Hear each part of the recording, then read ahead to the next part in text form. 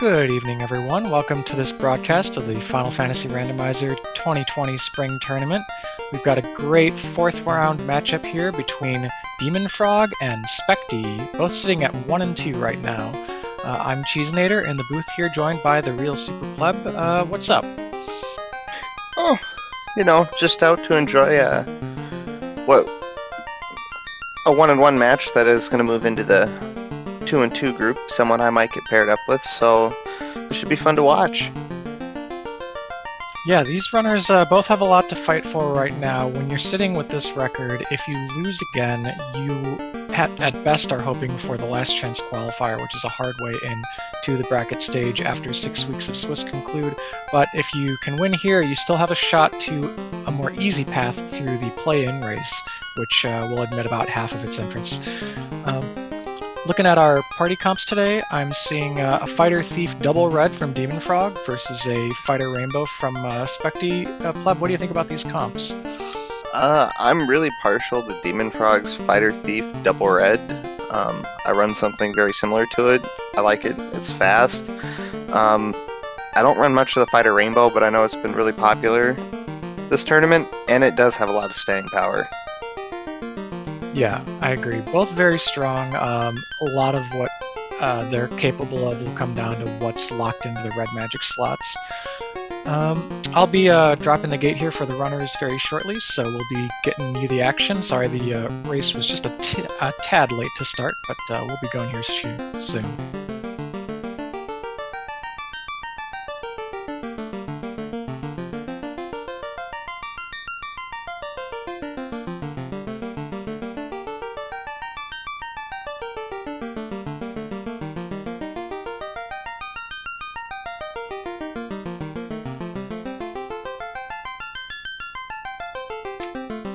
Alright, the gate has been lifted. You'll be seeing them start here shortly.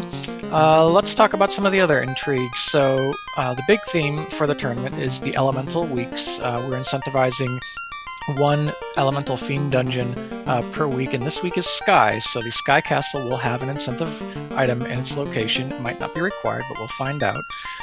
And the other consistent theme of the Spring Tournament flags is the Loose Canal. What do they do about that canal, Pleb? Oh, it depends on how the key items show up early. If you get an early canoe, it's not looking like a marsh, but I've seen a lot of canals in marsh this week, last week, and the week before, and the starting week of the tournament. It likes to live in that home. I don't know. It's a fun flag set that challenges people's routing, so we're gonna get to see some interesting plays made here. Absolutely, yeah. Routing is the name of the game in this tournament, and depends. Sometimes I'm making really big bets on faraway places. Let's see what kind of magic we're going to start off with. Ruse is red learnable. That's solid. Soft is decent. Oof! The black magic is kind of rough, though. Bane, our only sweeper. Hold, probably the only other respectable spell in there. But Bane will be good enough to poison Smoke Garland.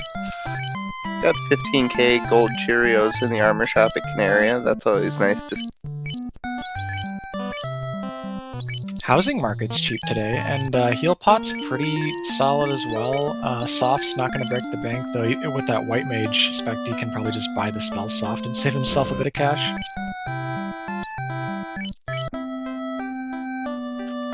Yeah, not too remarkable here. The magic's a bit weak. Spectie thinks the magic is weak enough that he's just noping out right away. And you know what? There's also no cheap cabins or tents, so another good reason to go to Provoca first. And we have Grimps with Cremate. Yeah, Grimps, you shouldn't see too many Grimps in this part of the overworld. They are a little bit rarer than, of course, the regular imps, who we just see dem0nfr0g resetting out of. But Grimps will show up in a lot of the formations inside TOF, so could be Wipe City here if dem0nfr0g keeps pushing this. Spectie, meanwhile, taking the safer play, gonna go up and just try and bane some pirates. And I respect this play with where the magic's at level 1. This is probably the best play to do right. Absolutely. Now, Spectie's white mage is on the ground right now. That could be a preemptive plan to eventually leave the White Mage down and distribute experience to the other characters, but we haven't even seen level 2 magic yet. I think if Fade shows up at 2 or 3, the White Mage will probably stay on its feet. And we get a TNT from Vicky, and there are some cheaper cabins here in the Provoca. Yeah, those cabins aren't bad, but they're not quite cheap enough to just stock up on a big pile of them. We've got chain and iron armor and cheap silver bracelets in the armor shop here, so this would be, if we had the gold, enough to outfit our whole party. And we're getting to hear some of that sweet, sweet poison serenade from dem0nfr0gs. Yep, though 3 of his party members have dropped dead. Maybe that pro cape will keep, when the suite of wooden armor he's picked up will be enough to keep the red mage alive, just to get 2 shots off at this Bane on Garland. Meanwhile, Spectie found Nuke and Quadex over here in Provoca.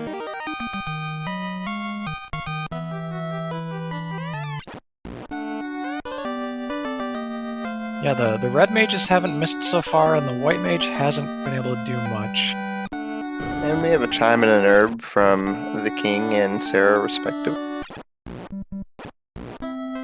So, aggressive line from dem0nfr0g, and a bit risky, but he manages to make it through, getting all the relevant chest checks, and gets out with his key items and Garland kill. Additionally, he'll feel pretty happy about his comp when he goes and sees the double nuke over in Provoca. I have to say the magic at level 2 is favoring dem0nfr0g's party a lot heavier than Spectie. So the next thing we'll probably see, since we didn't see a canal picked up, or a canoe for that matter, is the runners should check Matoya and the dwarves. Alternately, you can go and turn in those fetch quests, the herb down at Elfland and the TNT coincidentally at dwarves as well. We're trying to track down that canal, or see one of these fetches turn into a canoe in order to progress to new areas.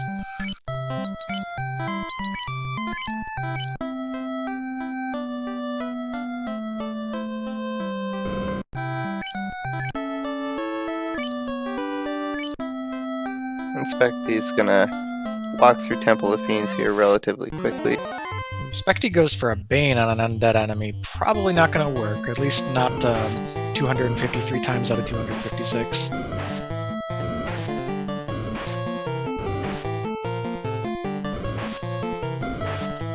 But yeah, the runners are kind of crisscrossing what each other did early. They did the first sort of town and objective areas in the opposite order, and seem to be having decent success with both. dem0nfr0g did have a couple of those resets on the overworld right away, but otherwise hasn't been slowed down.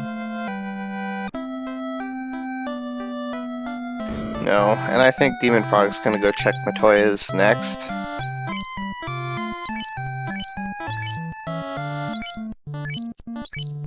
Yeah, now there are a couple of alternative ways you can route this depending on what you think you'll get out of your key items, and how you kind of want to narrow down those chests to be certain about where your canal is, because canal is often in marsh, so you might want to route it assuming that your end destination is the marsh cave.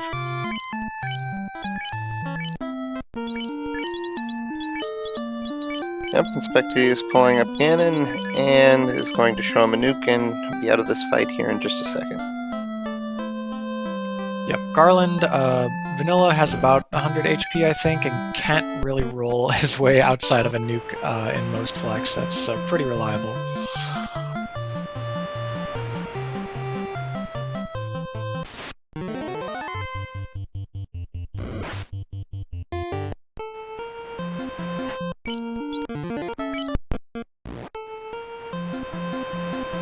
So yeah, no developments yet that have been too exciting. We haven't seen any major treasure out of the first couple of chests we've checked, but we also haven't seen a lot of chests. Right now, I'm excited to see the level 3 and 4 magic. That's really going to determine a lot of the viability across the 2 comps. We have yet to see a life spell, and we only have one more shot to get Night Learnable Life. And we're gonna see the TNT. They're both opting to take the TNT check right now. So both runners routing the same here. Yep. And there's a lot of ways you can sort of fall victim to circumstance in the early game with these fetch quests on the inner sea, because sometimes you'll like go to one place, you'll get the adamant, you'll be like, oh, I wish I had the adamant when I went to dwarves. But then the other way, you'll get the crown, you'll be like, oh, well, I wish I could have turned in the crown when I did the herb. Like, there's sometimes no winning, so we'll see if we get ping-ponged around with fetch quests.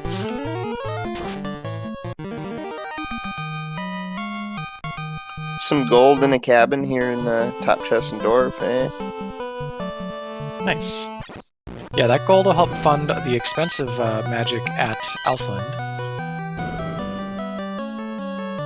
And we have Chiming Cube already. Oh that's maybe pointing at a quick sky. Once we have Canal, we're going to be able to technically get all the way up to the sky incentive.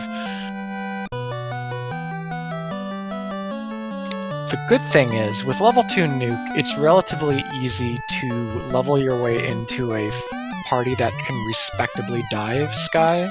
Plus we have some body armor, and we have a lot of Hooray Dwarf talks. Hooray! Demon. Hooray!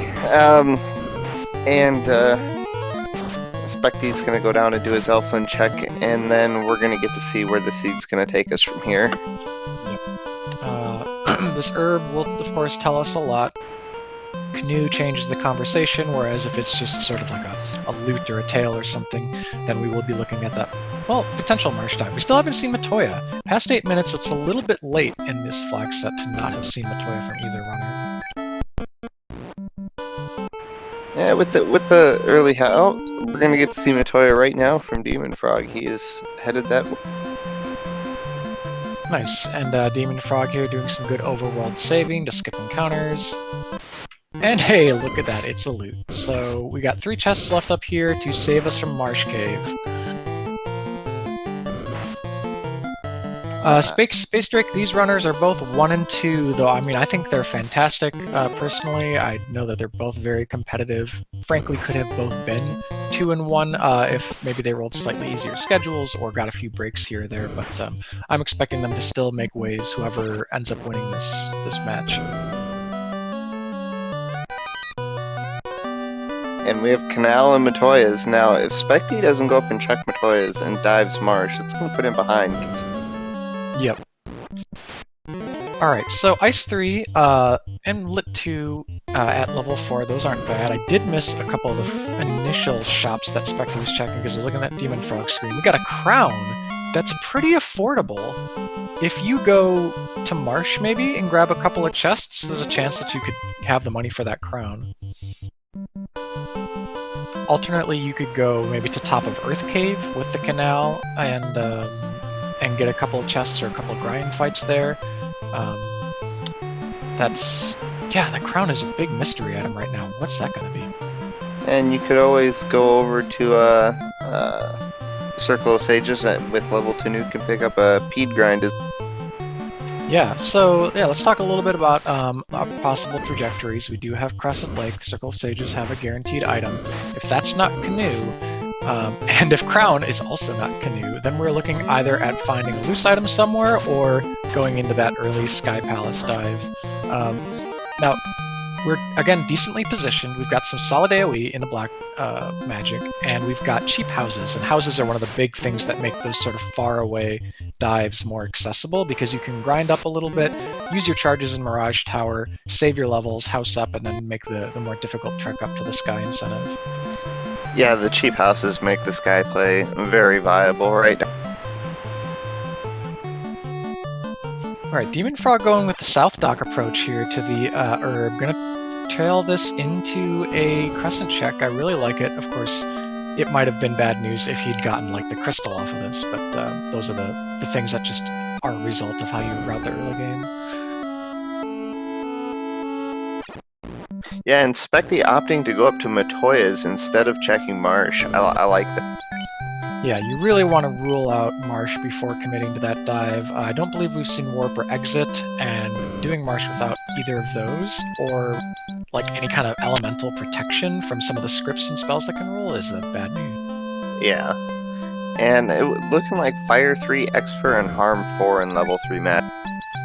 Okay, so between our first 4 levels of magic, we've got 3 of those levels have reliable sweepers, so I think we won't be too starved for resources when it comes to diving We might- sky or potentially earth. dem0nfr0g is gonna pick this crown up. Ooh, I'm excited for this.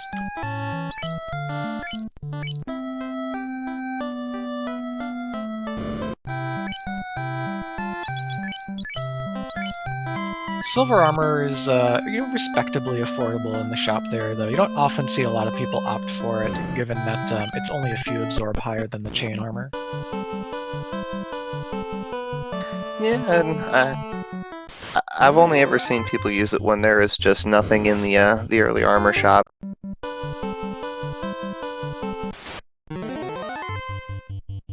Alright, we haven't been, other than those Grimps, we haven't really seen anyone get turned away by bad spells and scripts yet, at least not from anything important. Of course, Astos could roll like turn 1 zap, you never know.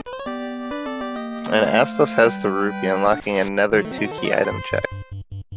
Yeah, and Spectie going for, probably trying to land some, ogres, brogres, creeps, and so forth to get, gold. So Ruby, though, Ruby is a lot. That's 2 key items in this flag set, thanks to the incentivized Titan's Trove, plus unblocking the tunnel means we can get to Sarda. So odds are pretty good at this point that we will land a canoe before having to go to Sky, because we get to check these 2 plus the Circle of Sages.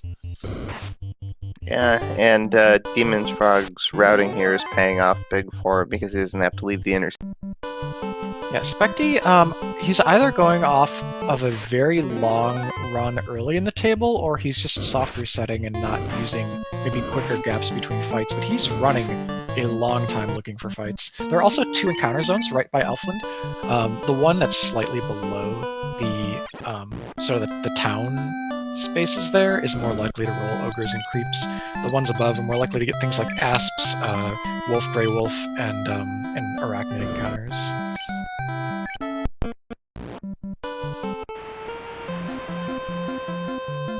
And it looks like dem0nfr0g is going to go turn in his ruby first. Yeah, this should be a pretty clean route for him. If he doesn't pick up anything conclusively useful at Ruby Turnin and Sarda, he can continue westward onto Crescent.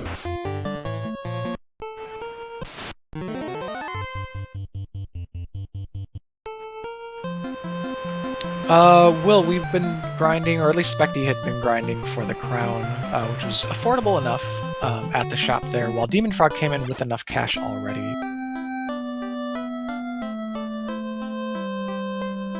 dem0nfr0g doing a quick armor shop check, looking for 4K pro rings. That's a good find. Yeah, honestly, the shops have been really friendly so far this seed in terms of prices. Ooh, Fade and Life, both white-locked. Yeah, sorry, buddy, you're not going to get that one. Fast, however, pre-promotion learnable for Reds.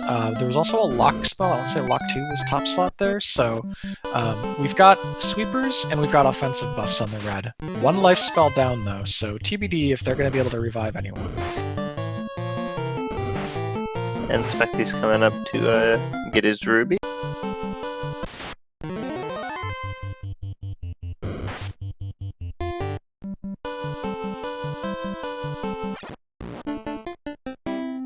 Alright, Spectie is continuing to go with that down white mage. I do wonder if level 5 magic is sort of the last chance for him to change his mind, because Fade and Life, both pretty important spells to have a couple of charges of, but he might not want to make the investment. And the seed is deciding to troll with fetches here. He gets an adamant out of the Titan's. Yeah, that's kind of a hassle to go back around and turn in. That said, if Sarda hands us the canoe, it'll be much more convenient. One thing you see a lot of in these flags, with the way people have to navigate the map with the ship, is learning where all the river docks allow you back onto land without needing to be at a traditional ship dock. And, speak of the devil, there's the canoe. Okay. So early Sky off the table unless you're very brave or very let's just stick with brave. Yeah, brave's the right word for it. We actually have tons of options now. This is as open as the world could be, really, without a floater available. We can get to every single one of our pre-existing incentive dungeons. And we don't even have a slab or a bottle yet, so there's nothing currently known to be behind the floater.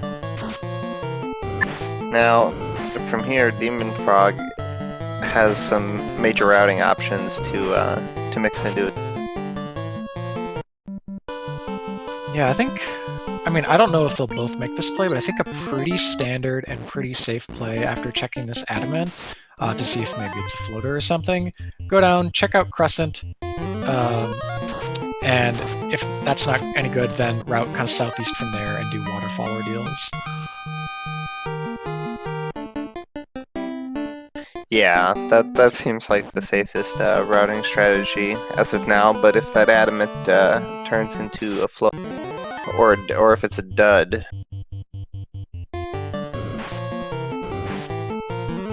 Yeah.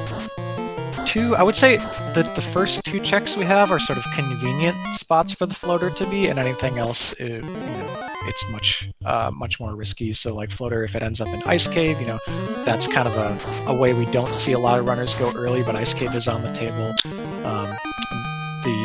The way that these two runners gain ground or lose ground on each other will come down a lot to which part of the map they rush off to with the canoe in hand. Oh, dem0nfr0g is forgetting his that he has the canoe. Yep, going the long way around. And one little note is that when you've got river tiles, walking into and out of them is actually free steps. Let me get a power bomb from Smithy McBeardsmith, so it's a nice item to see, but it's not really what you want as far as progression goes. Yeah. Power bonk will help you win with any weapon, though you do want a generally better weapon to start with, but it is a late game security blanket as far as making sure you can win despite what weapons you have to hunt down. Also, Power Gauntlet pre-promotion equipable as a hand item, or an arm item, I guess, for fighters, so it gets a little extra absorb too.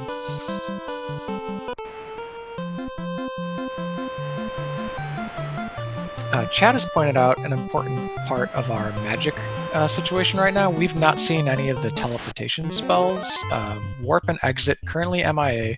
If they land at level 6, that would be an advantage for Spectie, because he's got the mages to be able to get that stuff pre-promotion and at a relatively early point in the game. If they are late, then it won't help either runner. Yeah, and if I'm dem0nfr0g and I haven't seen Learnable Life yet, I'm really hoping it's first slot 7 on rack or learnable in level.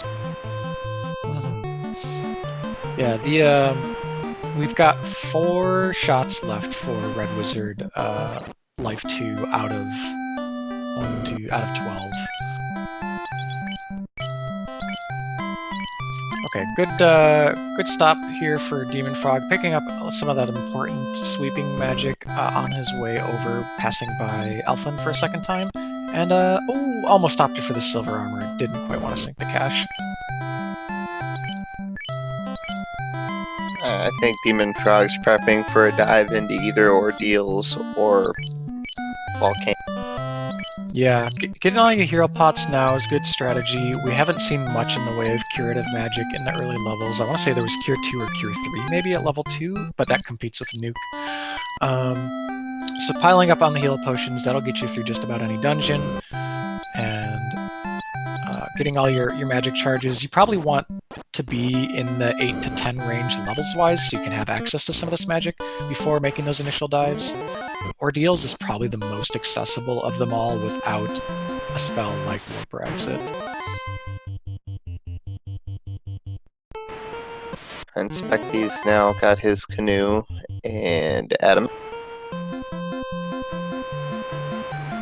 Yeah, so really not much true divergence yet. Just kind of following each other's footsteps. Spectie's a little bit behind based on how he routed the very early game, but you'll gain a little bit of time here by going through the bridge boss up to the dwarves. Oof, Creeps have Fire 2 on the rivers. That's a pretty bad overworld script. You're going to want to save a lot to route past that. Yeah, that's Caribs are probably the worst early game enemy to see a script on with a canoe. Yeah, that would either make me want to just get out of the rivers, period, or hope that there are really cheap tents here at Crescent so I can just stock up on like 50 of them. Alright, so a 21-minute first Crescent check. Another uncommon site in this flag set, but we had so much business to take care of early. Tents are cheaper than cabins by 50 gold or so. Definitely easier to stockpile. And we have look at that. Temper and Lightning 3 in level 6, and no white check at level 6. Yeah, I want to say Demon Frog really needs to look there, especially since we've just seen Temper at a promotion locked slot for reds. And there's a slab. You're gonna want to promote. You absolutely want to get those 2 Tempers going, even if the charges don't come in until level 20.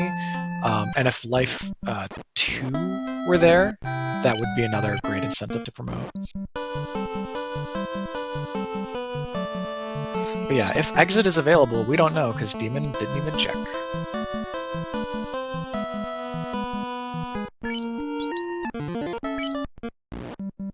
And Demon Frog's gonna make the early ice play. I like this. This is a very aggressive strategy right here. Yeah, he's banking on the fact that he's got those Fire 3s and nukes to make this relatively doable. Now, he's got no protection in the way of like elemental attacks coming in from enemies, so if there's anything nasty in ice, I hope he doesn't hit it too hard and he decides to go Volcano instead. Because Volcano does, without having necessarily an incentive, it does have all that upfront gear that can get you in a much safer scenario for diving other dungeons. Yeah, and there's easier grind tiles to check in Volcano as well. I think that would have been the better play overall if you were going to stay in the Intercontinent. Okay, so Spectie just bought a copy of Temper. That's not going to be useful for a long time. Opted not to spend his money on Lit 3, which the Black Mage could start casting at 16. Demon Frog's in ice, and Spectie also skipped the white shop. I think especially for him, given he has the white mage, this was a shot to get maybe a little ahead, clear some dungeons faster if he found Exit, and take advantage of it. And if my eyes aren't deceiving me, Spectie is sailing around north. Maybe he's gonna go around Pop, and we're gonna get to see early. Ooh, okay. I'm into this. He's got tents, he's got heal potions, no houses as far as I can tell. So any magic charge refill he needs to do is going to be through the North Dock to Provoca. But he's sailed a little far west. You know what? I think he's just kind of taken the long way to Ordeals, now that I think about it. Demon Frog about to show us some of the initial spike tiles. That's a pretty good one. And treasure chests here. We have Ice 3, I think. Maybe not charges of it yet, but Ice 3 is available to maybe grind on some Chimeras. Yeah, you also have charges and nuke. I would have taken 1 or 2 tiles. Spectie showing us just how valuable it is to get kind of get your map nailed down for the sailing routes, so you don't waste too many steps here. Because he has been kind of following the coastline to get to Ordeals, already going kind of a long route. So, but he should be there within 30 seconds or so. Yeah, he is showing us good use of encounter manipulation though along the way.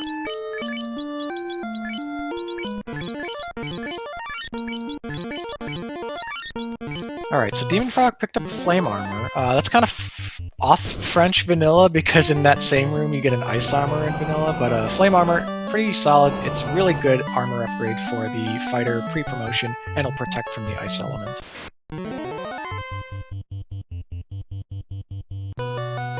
Spectie going through the Pillar Maze and Ordeals, gets bounced by the very first one. There's a Katana pickup. Demon Frog's gonna love that post-promotion. And a fire trap tile. Yeah, but they have Cremate, and we don't have protection from that, so he's really going to need to get away. Hopefully this thief gets turn order before there's too much damage to the party, and everyone's safe. Gets an iron armor and about 700 gold first. So we've seen 2 spike tiles in here so far that are actually very killable if you can spam Ice 3 at them, but I would never spend time on the fire tile there without protection from that cremate.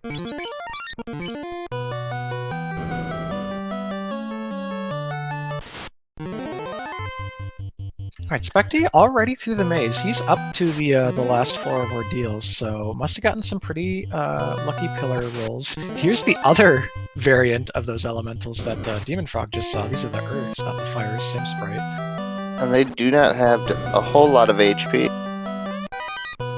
Yeah, so up to level 12 for the 3 members on Spectie. That's pretty solid for this time of game.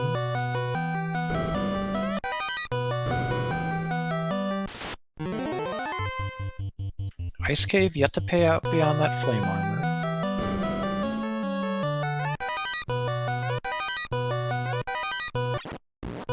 Gold, silver helmets all around. A pro cape, that's decent for Spectie. That's a shield anyone except a black cloak can wear. And Spectie's gonna pick the rod.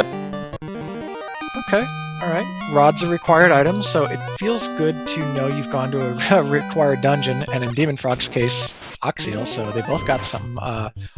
The go mode items in this game are the key, loot, chime, cube, Oxiel, and rod, and we've actually got a good number of them so far. If we find the key, and both runners catch up to each other, we could be in a floaterless seed situation. Yeah, and with these party comps, I think doing it pre-promotion favors Spectie a lot heavier than it does dem0nfr0g. Because he's going to have access to the temper and the fast. The fast is pre-promotion red learnable, but yeah, the temper is the big one. Oh, it was in 4 slot? Okay. Yeah, anytime that you're stuck in a no promotion situation and there's high level magic, those white and black mages are going to be much better options. Also, no promoting would mean no katana for dem0nfr0g. So either way, we got Waterfall coming up, so we're ways off from kind of knowing what our promotion situation will be. We also don't even have the tail yet.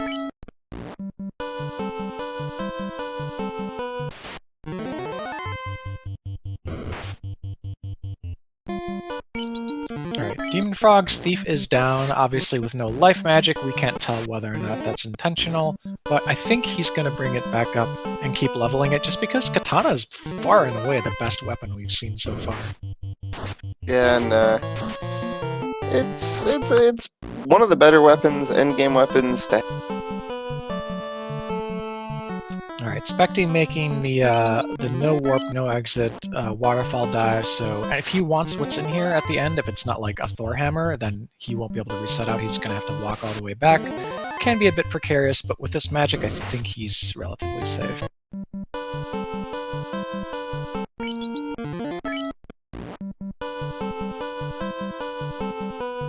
And dem0nfr0g is going to nope out of the Gurgu volcano today. Yeah, I think he's got to do a bit of a resupply. I think he wants the Thief up, not only for safety, but to make sure it doesn't lose too much experience. And then we'll see where he goes from there. A lot of people will skip Volcano outright because it's not guaranteed to have an incentive. But we haven't seen... Whew, almost new game bomb.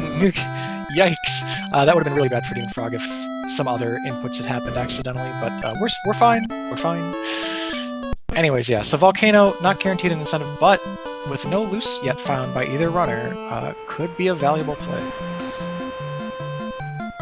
We also have Sea Open for dem0nfr0g, Earth Open for Spectie, and Sky Open for both of them, with an incentive and like 50 some odd chests otherwise.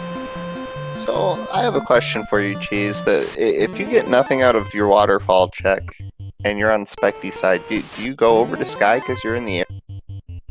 He's already done Waterfall and Ordeals, so that is the closest check by proximity. Yeah, sure. I think the levels that you get out of Waterfall, assuming he doesn't have any more characters die, will set him up pretty well for Sky. Once you're kind of cresting past mid-teens, you've got enough magic charges to really make a push on Sky, and if there are houses either in the Onrak shop or in the Oasis shop, he would be able to kind of set up a remote camp situation. And dem0nfr0g is deciding to take Ordeals right now. Alright, Spike Tile for Spectie. Manticore is usually low HP and decent experience, but wants nothing to do with it, and he sees the floater, so we gotta get out of here alive, friends.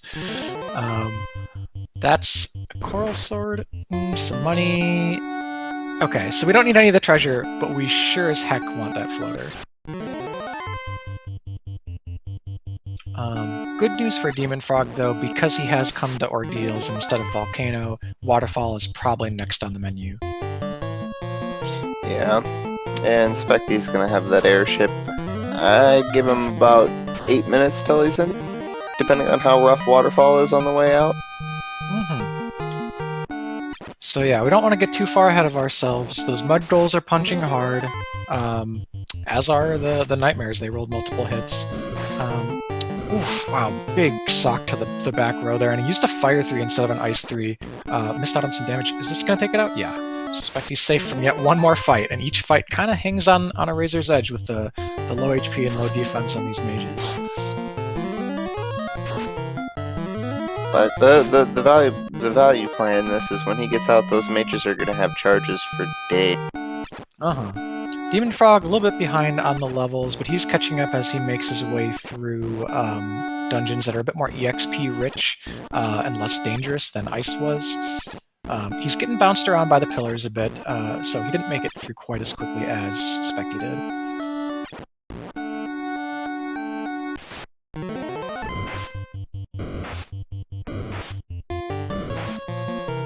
And yeah, chat's talking a little bit about who's got the better party comp. You know, we do have a lot of the information so far, and I like where Demon Frog's sitting, but the missed level 6 magic check for white for both runners is really like gnawing at my brain personally, because that could decide whether or not we go into Temple of Fiends Revisited with access to life.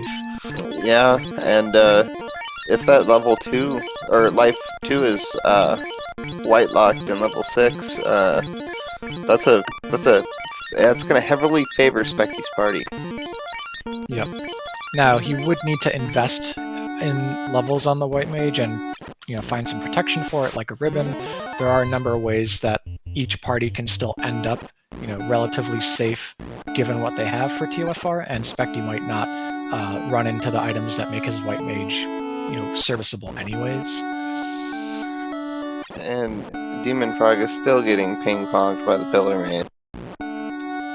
Yeah, I'm not sure if he maybe wasn't counting aloud, not counting, but sort of tracking aloud to himself, and maybe repeated a couple of pillars. It can be hard in a race scenario to remember kind of these things that build up in your short-term memory, like, oh, gotta go this pillar, that pillar, that pillar, that pillar. But he manages and gets through, and he's gonna get rewarded with his rod here shortly, and another For sure. So let's talk a little bit about what Spectie's gonna find once he's in the air.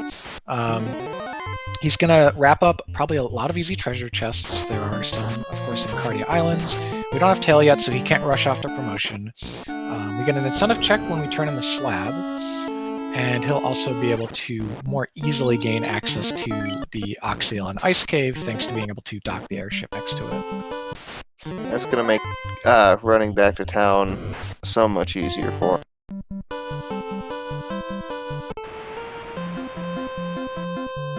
And also, we want to get this fighter back up ASAP, though. It's been nice for the time being to have all the experience fall on the mages. We got a question in chat. Does either party need the tail more than the other? I don't even want to make that call quite yet. We did talk a little bit about Temper being promotion locked, but the weapon baseline isn't really anywhere yet. Like, we don't know if we're working with a Mazda versus Excal scenario. Will we have to depend on the katana? As it is, when you have low-level nuke and multiple casters, if you can fumble your way into like a Sun Sword and an Ice Armor or something, like you could still get through TOFR with that Power Gauntlet.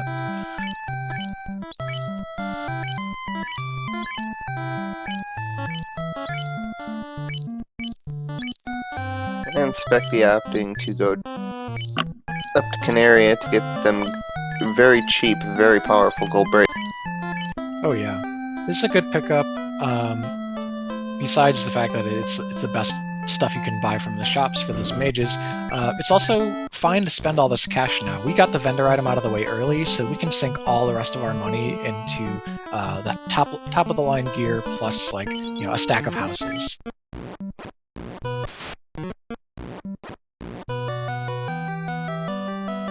And the Opal Gauntlet selling for a nice stack of cash as well. You don't see that very often. It's usually only worth a couple thousand.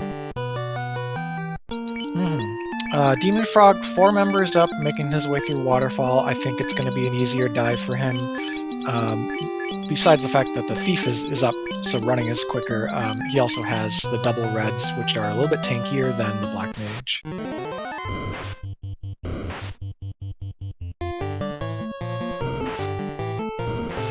And the Mud Goal showing dem0nfr0g no mercy. Yeah, that's those Mud Goals were punching both players hard. Alright, so the Paralisk's unrunnable, but that's fine. Using Fire 3 though, I guess, yeah, they usually roll low enough HP for it to not matter. They resist Fire 3 though, whereas they are weak to Ice, but 26 takes them out. And Spectie's gonna translate his slab, and I wonder if he's gonna pick up a few Pro Rings. Yep, that's looking like it. He made note of what was in what shops, so really good there on Spectie's part.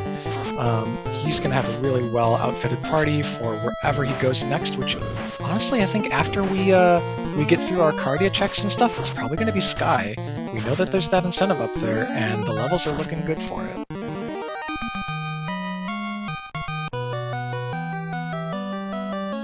Oh, both lock spells and Zap are in level 5. Okay. Thankfully, we can pretty much ignore that Lock 2. Besides the fact that it's promotion locked and more expensive, we only really cast Lock against bosses, and that's the difference. Lock 2 is AoE, Lock 1 is single target, but it's mainly used to bring down the evade on like Kraken, Tiamat, and Chaos at the end.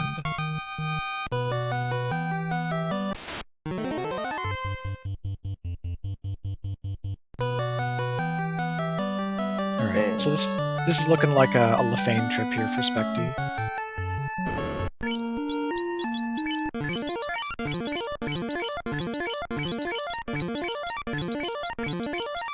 Now, if I'm Spectie, the one thing I want to see from this Lefane check is a tail. Yeah, honestly, tail right now is a super big pickup. Both runners probably chasing it. Oof, Tyros have Zap. They are not food or friends. They are just a big no sign. Run away. Tyro's coming out with the stop I'm not food signs. Yeah, dem0nfr0g gets his floater, so he's just a couple minutes away from being in the air himself.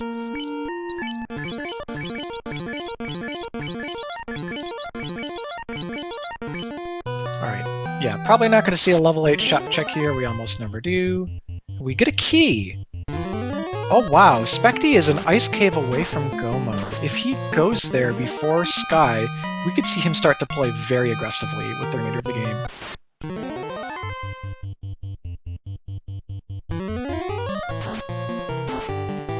So the key does two things right now. One, it opens up a ton of free chests. We now have all of Cardia and all of the key locks open for potential easy checks. Spectie, though, not going to push on either of those right now. There's a lot of chests you could get to stock up on a supply. This is a solid play here to Sky, but I'm a little worried that maybe he's leaving some options on the table before going, given that he could find really good weaponry and armor up there. Not to mention a shot at a loose item. Yeah, I still like the Sky play for the levels. This could be just like the cheeky Mirage 1 dip because he's in the area. It's a good proximity play. Mirage 1, I think, has 8 chests, so not bad. But you know what also has 8 chests is Dwarf Locked. And Dwarf Lock doesn't run the risk of getting wiped by a bad encounter. Yep. So what else is going on? So we got the key. We don't know where Tail is. Tail in the Sky incentive is probably best case scenario for either runner now, assuming dem0nfr0g's going to easily run into that key as he gets in the air and probably put him in go mode before Spectie. It'll probably be just, bum rush your incentive dungeons, hope that the one along the way is Tail so that you can promote before endgame. I don't think we're worried about the charges landing on the Ninja and Knight, so promoting late is fine. Yep, and there's this bottom floor armory check's not looking like it's going to pay out too well, and he switches the Coral Sword for the Light Axe. Yeah, Light Axe is solid, though it's a little bit behind kind of where we want to be with our weaponry right now. It's an upgrade from the Coral Sword for sure, but we probably want something that hits a little harder and crits a little harder. Either way, it will be serviceable in Sky. Oh, speaking of serviceable weapons, okay.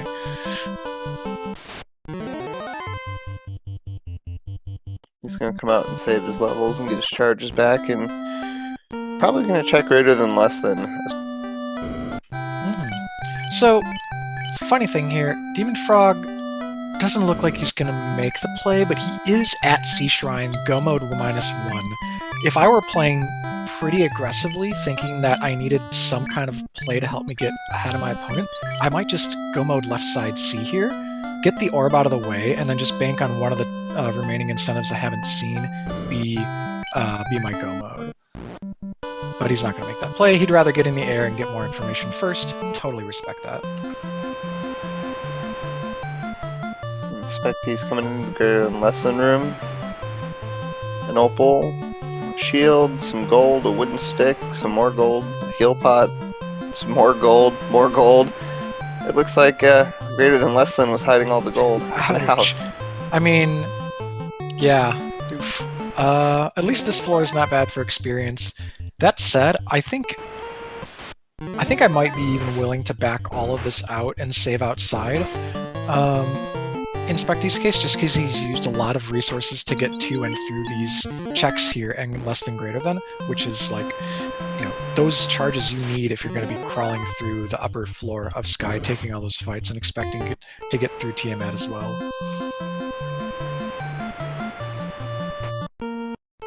I do like all the Chimera fights that he's taking right now. He's gonna be fairly high level by the time he gets to the top of Sky if he continues.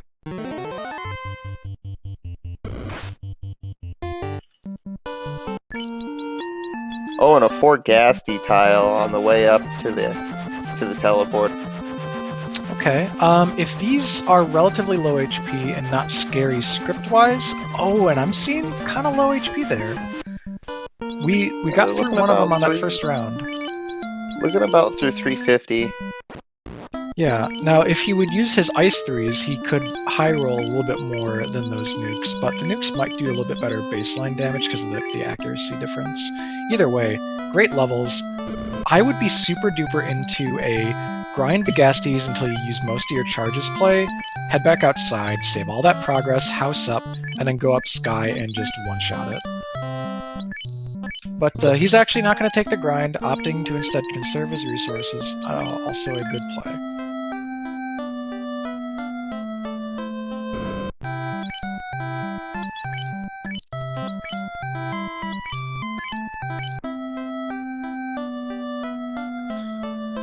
And dem0nfr0g looks like he's doing a restock in here in Canaria. Now, is he going to take that slab and bring it up to the Fane? He's looking like he's going to translate right now. Spectie running into another good XP pack here. They do have Dazzle. It would be scary if we got stun locked, but they're going down to Fire 3. There's 150 taking out one of them. 99 not quite enough, but the Black Mage will clean house. So Spectie is still clearing some chests. I don't know if he's going to full clear Sky or just do the dense parts of it, given that he is in go mode -1. When he goes to the incentive chest and finds that it's not Oxio, it might be a fetch quest or it might be some other item that's clearly not it, that could influence him to keep checking chests, but he hasn't been to Ice Cave. So he's either trying to route out Ice Cave completely or just doesn't mind taking fights in Sky because of the experience yield.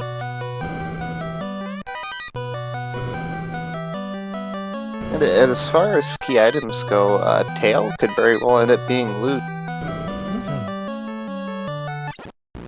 Yeah, no loose accounted for, and Tails out there with only the Sky incentive remaining. dem0nfr0g doing those Cardia checks that we didn't see from Spectie. So, shot here at something good like a ribbon. We haven't seen a ribbon for either runner.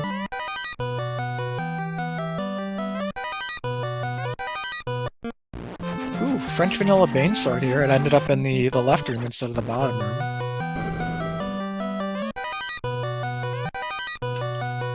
And we get a ribbon. Yeah. Speaking of the ribbon, a ribbon in Cardia is like, it's so reliable at this point after you've seen enough of this tournament.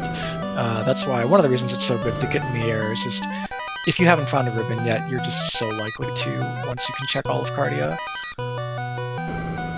Cardia not paying out much more, but that ribbon is definitely a prize. Yep.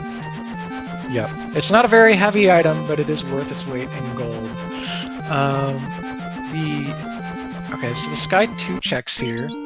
Again, more experience for Spectie, though he does want to be a little cautious with his magic charges. His plan might be to just go Bane, Bane, Bane on Tiamat with Bane Sword and the 2 level 1 Banes. That's about a 15% chance to land. It's decently reliable if you cast enough of them. But if he's going to try to take down Tiamat with damage, it could be a harder plan. And Sleep Touch Rock Goals, that is a touch you don't want to see that particular enemy have. Yeah, because if you're missing turns against them, that's going to be just punch after punch after punch, and he can't bring up a dead party member. He could have, if he had leveled the White Mage, which would have had life and fade charges at level 12, so maybe that's in the back of his mind right now.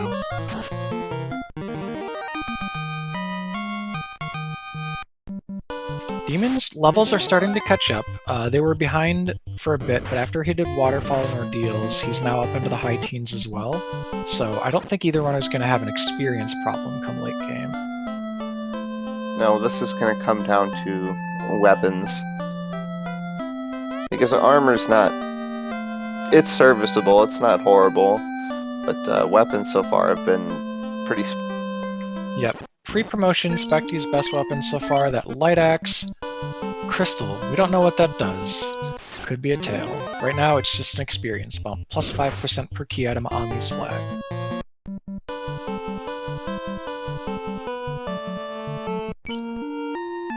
So yeah, the promise of a true, reliable late weapon.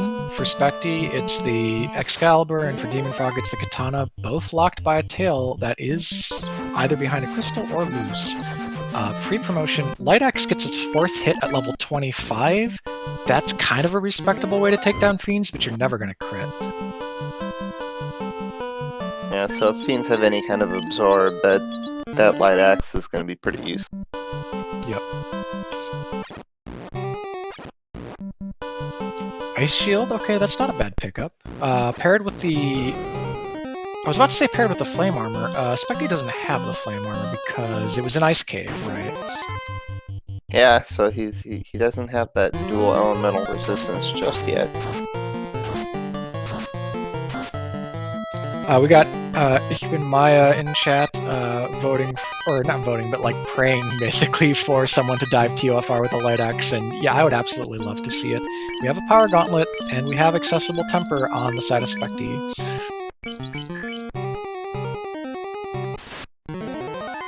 Jet asking about the Sky Incentive. Sky Incentive was Crystal. We don't know what it is yet. The fetching continues, and the chest checking also continues on both sides. And a second Light Axe, as if we needed another one.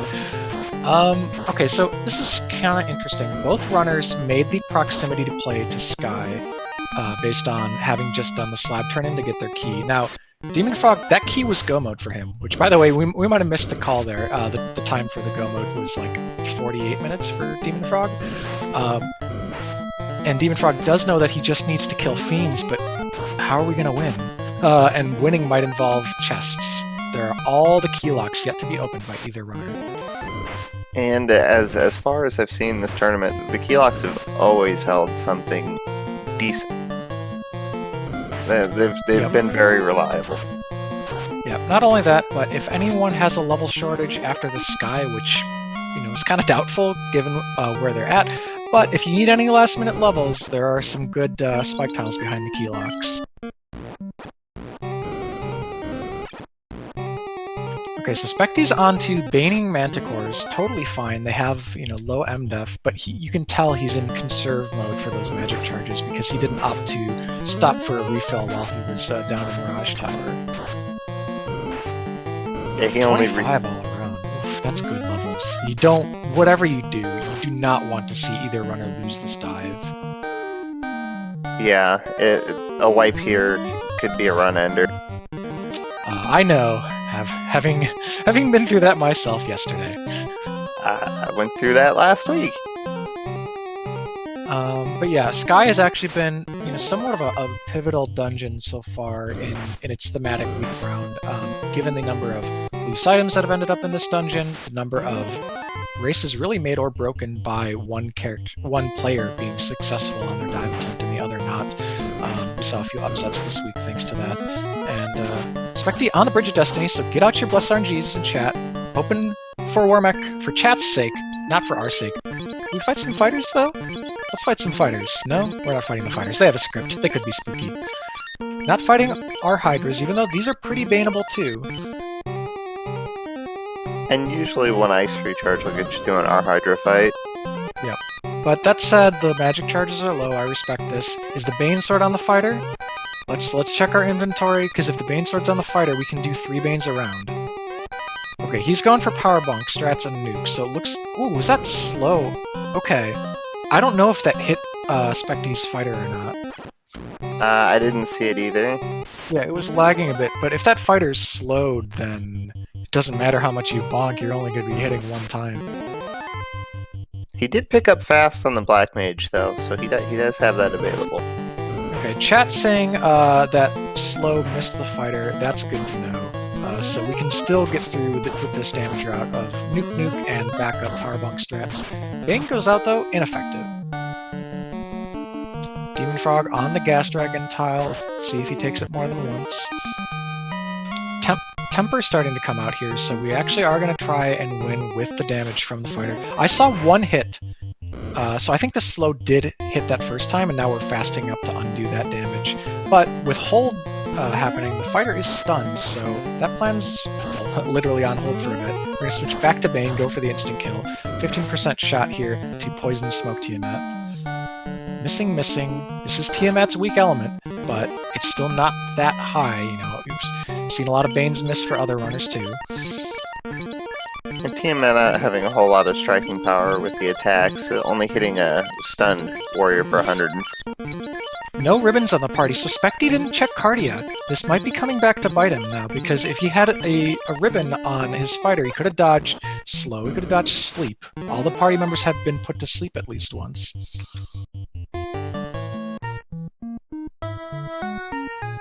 Oh, there's a good hit. Alright, so finally our Light Axe is getting in respectable damage, with sustained damage of, multiple hundreds a turn, and Tiamat not being too threatening damage-wise to us. I think this fight will be over before too long. And 4 hits for 605 with the Light Axe. Yeah, that's our first orb for either runner at the 54-minute mark. Spectie, full cleared Sky, I think, maybe left the Vanilla Bane Sword chest, but that shouldn't matter too much. He will be in go mode once he does Ice Cave. He's gonna route in those keylocks, it looks like, after the Crystal. Actually, pending, because if Crystal leads to Tail, no, it's Bottle. So maybe gonna go back to that first before checking any more chests. So we could be in a situation with a loose Opal, loose Thorhammer, which is the best of situations to be in as far as loose items go. Yeah, the incentive pool for these flags has a lot of equipment in it, 2 of the 3 being seen as much less essential for winning. They're not always duds, but they kind of sort of are. There's Warp. It was promotion locked at level 7. You would have needed a level 7 promoted Black Wizard in order to have access. Break was pre-promotion learnable. dem0nfr0g picks up his crystal.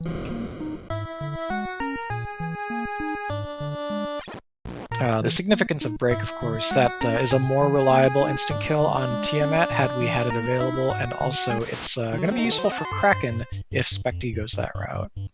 But I don't think he even bought the Break, so probably not. And our loose are Thorhammer and Tail. This is looking like a promotionless seed. You're really going to want that Mazmoon now. Yeah. Sun Sword is like our best possible backup if Maza is not found. But we're getting closer to the Light Axe dive for Spectie. But a lot of chests left to check. We don't even have to hard commit to a dungeon. We're going to hard commit to a dungeon anyways? Yeah, so Spectie continuing to ignore both Cardia and Keylocks. A lot of freebies out there on the table. He will get his go mode from here and possibly a flame armor, and that would be it.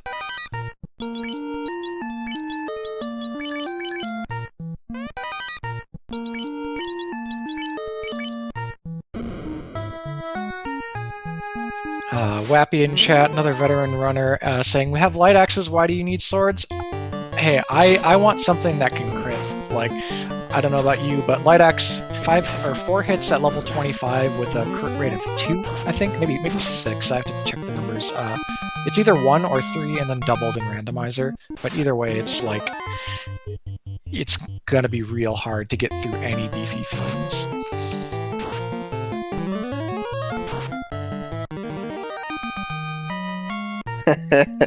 Yeah, being on black belt strats.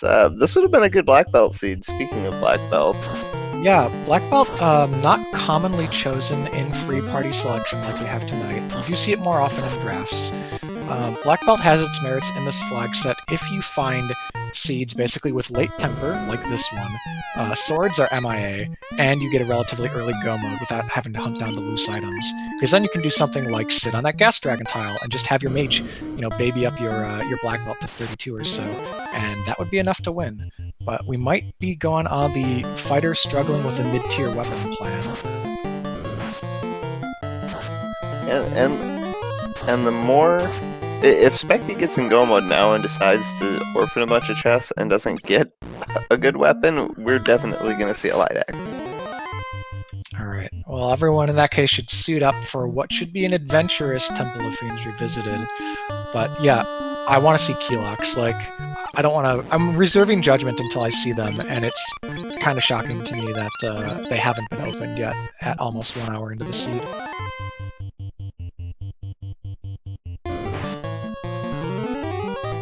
Not to mention, we still have Earth and Sea, plus like the whole bottom of Volcano.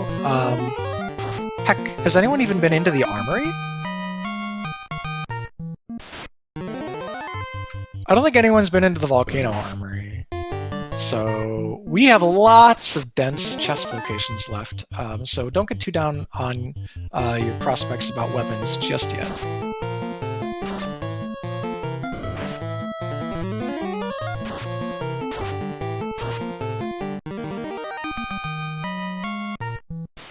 Yeah, Maya in chat pointing out some of the strats available.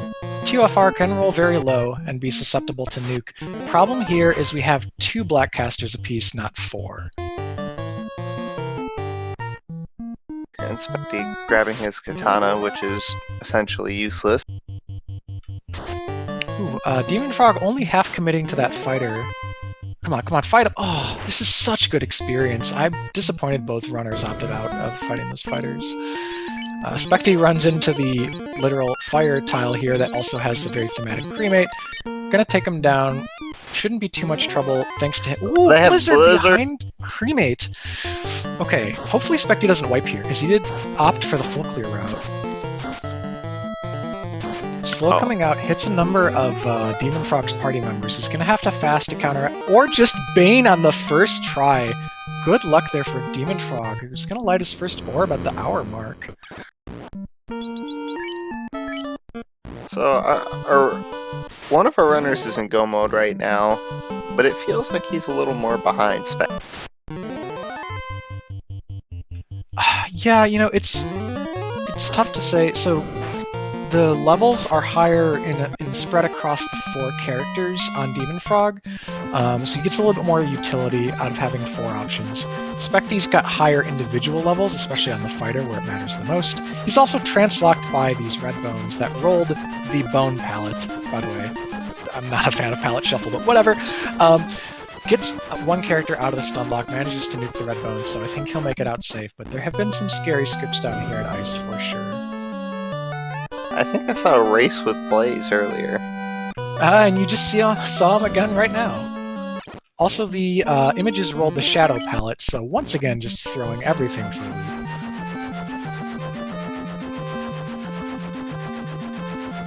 I don't know how people can play with that palette swap.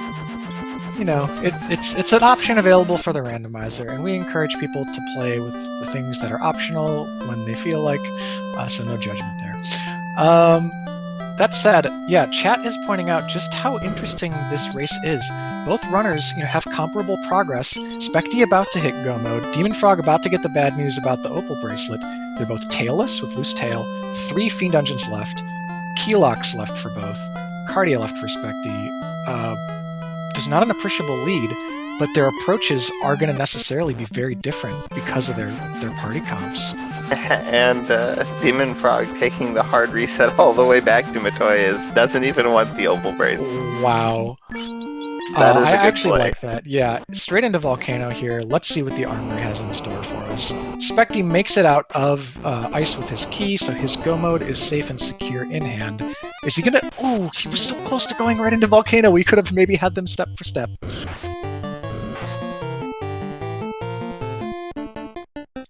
So, dem0nfr0g has a slight exploration advantage. Spectie made up a lot of ground on him, though, by getting into the air slightly earlier, thanks to his routing. But yeah, this is as neck and neck as you're going to get for post 1 hour with a lot still up in the air. It looks like dem0nfr0g's doing some checking. I'm assuming it's for gear or... Yep, gear and tail. Just like, if you don't feel comfortable with what you've got right now, which is a ribbon, a dragon or a coral sword or something. Actually, no, he's got the light axe too. But still, like a ribbon, bad weapons, and a prayer. That's not a spot you want to be in. Because remember, dem0nfr0g only has the power gauntlet to buff his attack.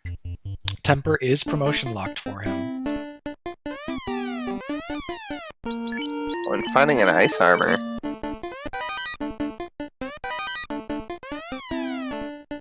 Okay, simultaneous armory clears at the 103. How about that?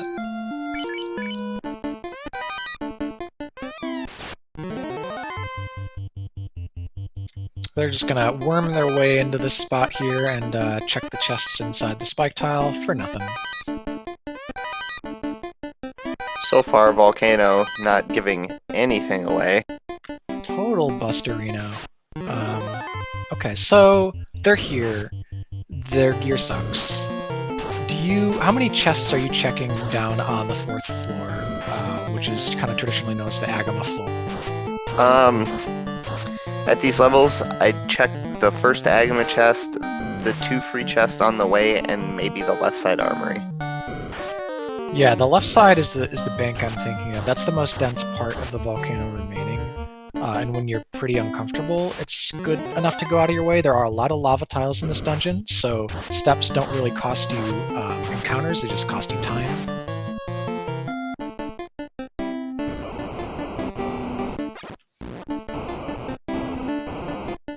Man, if they could see where the other runner was right now, and just be like, they're breathing down each other's necks, breathing fire, if you will. Yeah, they're no more than an encounter apart. This is just exciting to watch.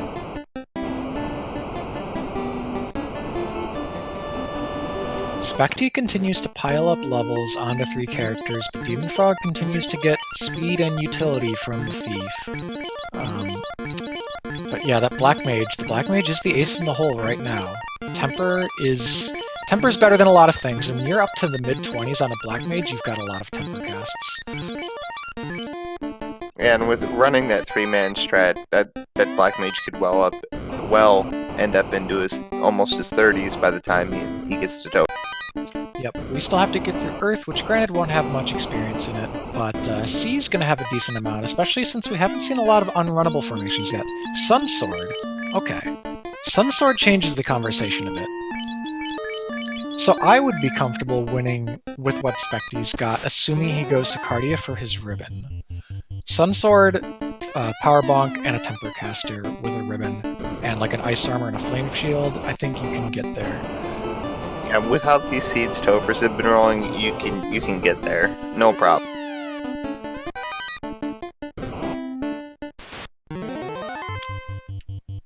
So dem0nfr0g also, they're following each other's footsteps, so they both got the Sun Sword.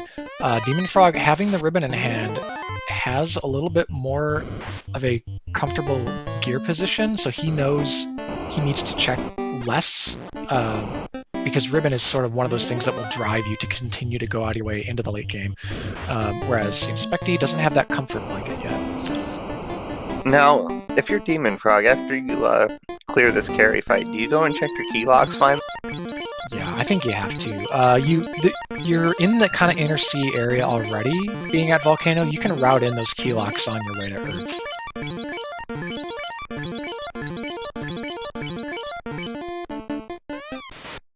Alright, dem0nfr0g pulling his second Fiend at the hour 6 mark. We are on carry 1, 600 HP in vanilla, decent MDef and a good amount of resistances, but Nuke and just a single smack from the Sun Sword is enough to cleave through a low roll carry 1.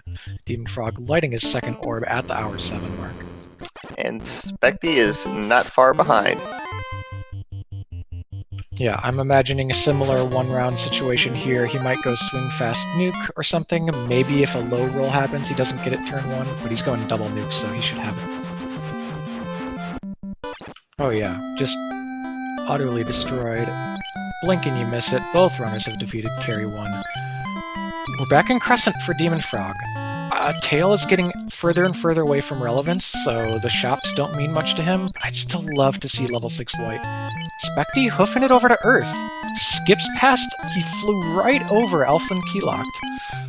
One thing I think is happening with both runners is that when you get key late in the seed, either it's your go mode or you're like go -1, sometimes people just straight up forget about the key locks. It's like, it's more of a part of people's early game clears, I think. Yeah, no temper for you, you gotta promote. Ooh, level 6 white, life 2 locked to the white mage! Oh no! Alright, well... Spectie needs to bring that white mage up and get it online as quickly as possible. I mean, you could still get splash experience for level 16. Ooh, white shirt. Onto... I think white shirt was in that same slot in a race I just saw, like, earlier. But anyways, Spectie, I don't know. With only C remaining, I don't think you can get the white mage to 16 in time. And he doesn't even know about it. dem0nfr0g doesn't love his levels. He's going to check some spike tiles.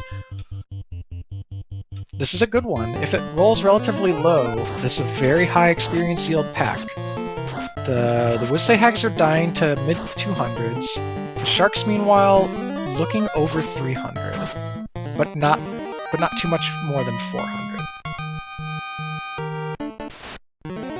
So one defense against bad equipment in this game, oh, goodbye Earth, is... There we go! Okay, so the spike tile in Earth reminded dem0nfr0g that there are key locks right next door.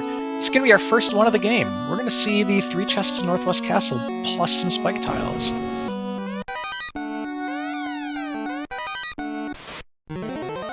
Okay, Nightmare Evilman's pretty good. Especially if you can get it down with a single nuke. Yeah, and... Ooh, oh, 176. Okay, so if the nuke rolls, like, average to high, you can one nuke it, but still, that's pretty solid. So, as I was saying, the one defense against bad equipment, no matter who you are, what party you've got, is levels. Levels mean HP and MDef, and in the case of your melee characters, it means more swings on their weapons. dem0nfr0g gets his next swing with a Sun Sword at 31. He's pretty far from that, but Spectie's pretty close. These are some pretty good trap tiles in here. Stake and Wings, Evilman, Nightmare. Yeah, not to mention we did just pass up Shark and Wisahag, and Spectie just passed up a speed bump somewhere in the middle of Earth, and uses the rod to get through that plate. Gonna check the chest dense top of Earth B4 here. Yeah, and Vanilla Stun Touch gets through to his fighter up top there.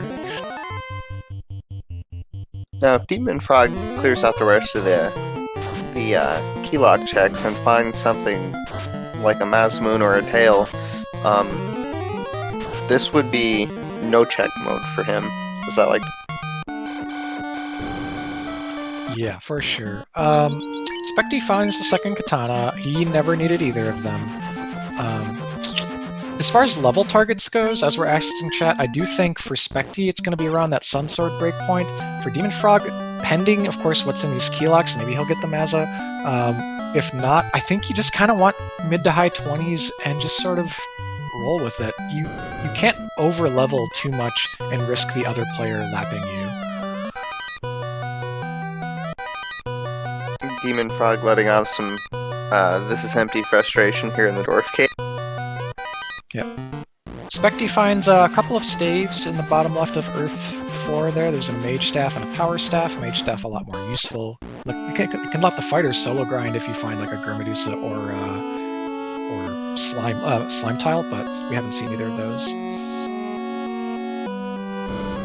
But mage staff also just good for getting through that Earth floor on actually a lot of the floors really in Temple of Fiends you visited.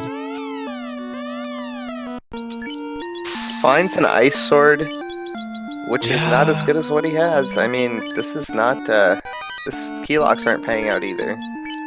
Yeah, we still need to see Elfland and possibly the TOF ones. I don't think anyone's going to make the Marsh play. That's getting to be a bit too extreme. dem0nfr0g is going to pick up an Ice Sword, though, for one of his red mages. It's a decent upgrade, though the red's probably going to be punching with Nuke all through TOFR. And for dem0nfr0g, if he gets his levels up high enough, he can get max charges on that level 2 nuke, and it might help him get through Topher if it rolls though, but you know, I don't trust Topher right now. I had a relatively rough Topher this week. There's been some relatively rough Tophers this week as well, so. Yeah, and a relatively high HP Lich here. Spectie's going to his second round. A nuke for 390 that takes care of it. Spectie's got third orb lit at the hour 13 mark, with levels looking good. Gosh, just go to Cardia. Just go to Cardia. Do it Cardia into... Okay, he's going to do Keylocks too, so he's finally remembered those. We might even see Elfland. But if Spectie just routes Cardia into Sea Shrine, maybe picks up a lucky item on left side Sea Shrine on his way through, Spectie can absolutely win. I like his chances given that the pre-promoted Sun Sword scenario we're in with his higher level fighter. Both runners get the white shirt also because of being judicious about their clears in Earth Cave. At one point, these runners are going to decide I'm done checking, and it should be fairly soon here. If it were me, at around the 120 mark, and I still haven't found like Maza or Tail, I'd be relatively nervous. Yeah, because with open party selection, you don't know what your opponent took. So either of them might be thinking like, oh, well, if my opponent had so-and-so, like they've got an advantage. And in dem0nfr0g's case, I think you know that you're missing some stuff based on your choice of mages. And so I would be actually more worried in his position. One thing our chat pointed out, so we've got another weapon breakpoint to consider, which is that a ninja wielding the katana gets a 5th hit at level 23. Super strong. Only problem is Tail is out there loose somewhere. The reason, by the way, that we get that hit that early is because we've buffed the Thief. The Thief in these flags is better than vanilla. It gets twice the hit percent growth rate comparatively, so it becomes a formidable melee force pre and post promotion, depending on the weapon you can get it swinging. But no one's promoted, so Spectie gonna drop that ice shield for a flame shield, so double up the resistances on his fighter. If he routes this into Cardia, though, he will be able to get full resistances on it, should it come down to a solo fighter scenario. And it's looking like he's going to check Cardia now. Nice. So, if you have a ribbon, I think you start through most of TOFR with the ribbon on your red mage. There it is. You don't have any life magic. He's going for the melee approach, though, which, again, very respectable. The melee is ultimately the most important to get through TOFR, but I think I'm willing to risk taking it to about Kraken 2, maybe Carry 2, before I move my ribbon over, just to kind of maximize my odds. Like, I'm trying to get multiple Light Warriors through until at least Kraken, and bank on the couple of resistances plus the MDEF of the fighter. Yeah, and there's been no defense sword either, so that might Well, we do have a white shirt. You can always show the white shirt up on the night, but that's 6 rounds. So yeah, the white shirt can act fast enough, I think, to get you evasion stacked against Tiamat and Chaos, but not for Kraken. And even then, Chaos and Tiamat can roll up on their physical attacks and kind of invalidate. You know, you're spending 3 turns to get to half evasion stacks, and you might still not be out of range. Anyways, oh wow, they're both practically landing the airships simultaneously to go to Sea Shrine. I love this. Wow, this race has been gripping. I'm enthralled. this has just been a blow for blow, hand in hand race the whole way. Yep, Spectie gonna stock up a bit. Neither runner checking any of these shops. Of course, for dem0nfr0g it doesn't matter, but there's at least one more pre-promotion spell Spectie could pick up. We've seen Nuke Warp, Fast Temper. I don't think there's anything in Black Mead, so he's gonna pass up the Black Magic shop. Alright, Sea Trolls kicking it off. We know that the Seafood Party Pack is gonna have some scripts for us, so that's a fun prospect for TOFR. Oh, cheeky check gets dem0nfr0g a second ribbon. That is, if Spectie blazes on by that, he's checked the right side. Is he going to check the left? Because these are both uncommon for doing Sea Shrine and Go mode. Spectie doesn't see it. Alright, I'm going to say second ribbon, advantage back to dem0nfr0g, despite the level lead for Spectie's fighter. Yeah, that second ribbon is it's really big right now without the promo. Yeah, honestly, I think second ribbon, if I'm in dem0nfr0g's scenario, you know, I'm going in lifeless, temperless, whatever, I think that's where I step on the gas. I think I've got enough of my ducks in a row and my boxes checked that I feel like I can make it through TOFR in one go. Because second ribbon means good chance of having 2 light wires up and a fast caster for all of the fights.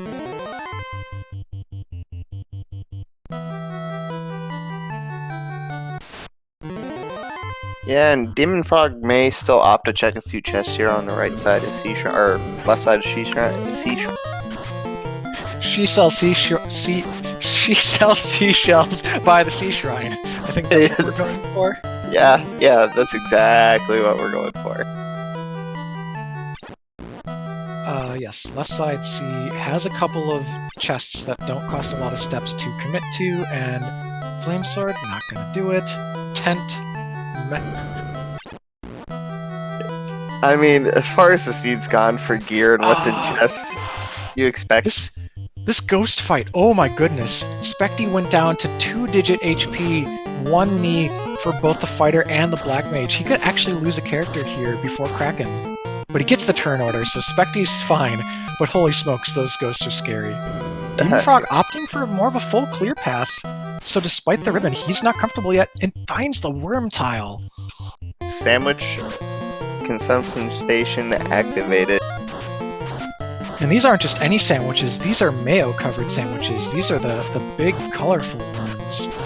They got some seasoning, they also got some HP on them though, so very thick. This mayonnaise has been left out to age. Some extra thick hoagie roll. Alright, yeah, I don't think you take this more than once. It's a bit too slow, and they've got a script. But that's going to be a pile of experience here. 8,000 across the party makes you feel really comfortable about your level situation. Oh! Apparently he's going to just stand here and drop some nukes in. Hold hitting the thief doesn't really matter. As long as the nuke casters go, we're okay. The worms are looking very cast and skill happy. But they are over 600 HP, so it's like when 2 nukes aren't taking them out, and you're burning through all your nukes, you gotta wonder like, hey, you know, still need to get through Sea Shrine, still need to get to Kraken, like, don't want to play things too risky if you run into too many seafood packs. Lobsters, known for hitting hard. And Sharknado has a vanilla trap tile. Yeah, we got Gray Sharks and their friends Big Eyes on this spike tile. That's a really high experience yield fight too. Spectie could totally take it. I don't know why he's running. That's he's just refusing some good experience right there. I think Spectie's really happy with his levels where they're at. He's in the upper 20. Yeah, I think The thing is, Spectie, he's so close to a breakpoint, you really want to push for it. Because if he can land level 31 on the fighter before Kraken 2, like that's a good spot to be in. And he needs a couple more fights along the way to get there. That is assuming he knows the Sun Sword breakpoint, which not everyone does. Most people will pay attention to the Maza and the X-Cal, and not so much to the other weapons. I think dem0nfr0g was just grabbing a couple safety levels there. And they're not really far apart in levels either. dem0nfr0g's 27 and I think Spectie's 28, 29.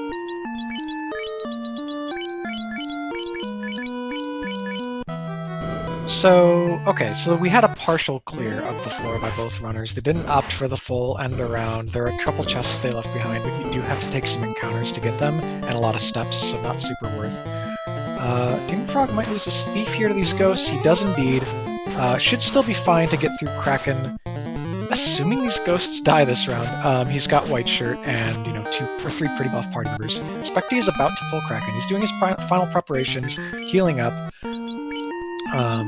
Got a long ways to go though. He's really burning through all those heal potions. Gotta get to full HP here. We don't know how hard this Kraken's gonna hit. And he pulls Kraken, he's gonna start with an attack and double.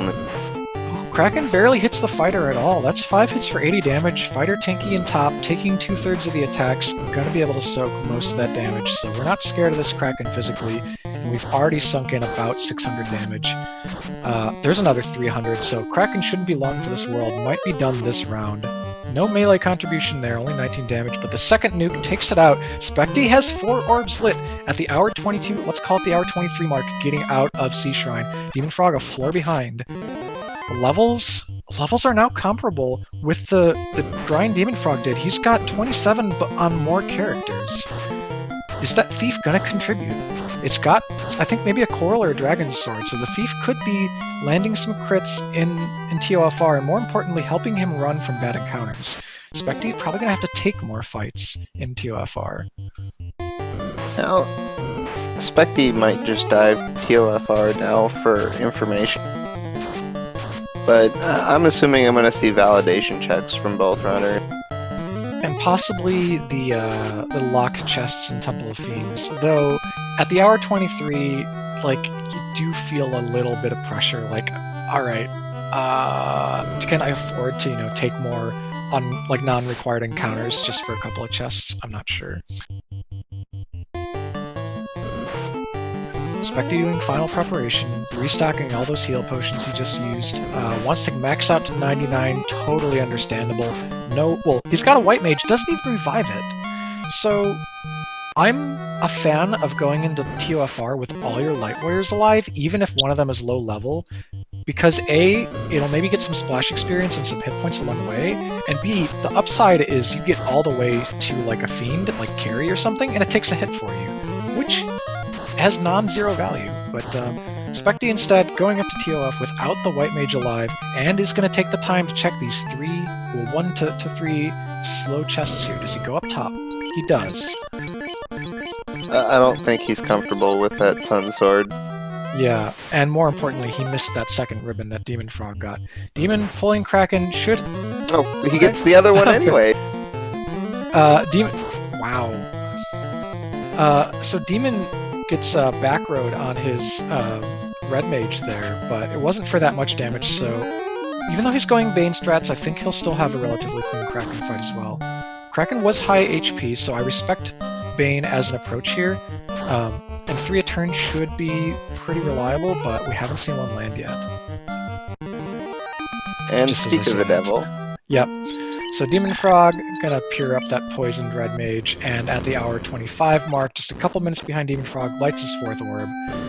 He's gonna resupply, he's gonna be on his way. Spectie, thrilled to find that cheeky ribbon.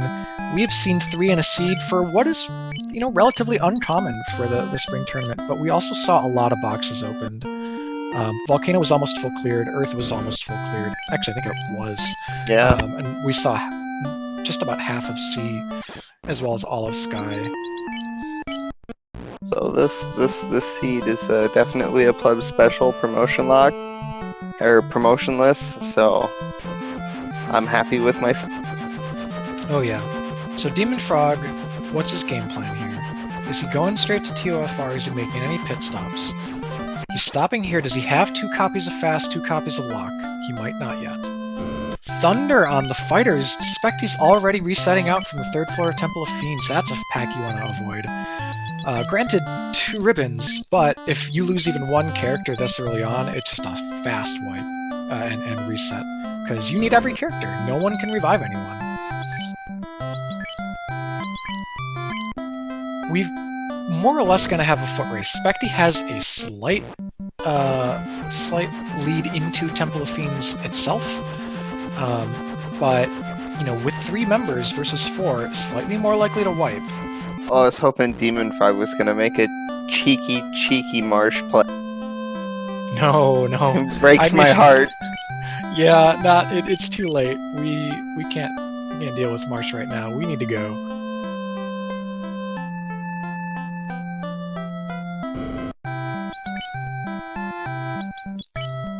Wall's promotion locked. Sorry to say, you're gonna have to stick to Invis 1 there, which, okay, you know, if you got a white shirt going and you have 2 characters cast Invis 1, simultaneously you can get 2 rounds to max evasion on 1 character if that is your plan. And maybe dem0nfr0g thinks that's how he gets through Kraken, or even Chaos. And Spectie validating his run and only getting a falchion knife for his and dem0nfr0g at 127.40 is into the Temple of Fiends. Yeah, so let's see if he gets bounced by the... so he didn't pick up that 3rd ribbon that we know about, so they're going in with 2, tied on ribbons, Spectie down a light wire, otherwise comparable equipment, comparable levels.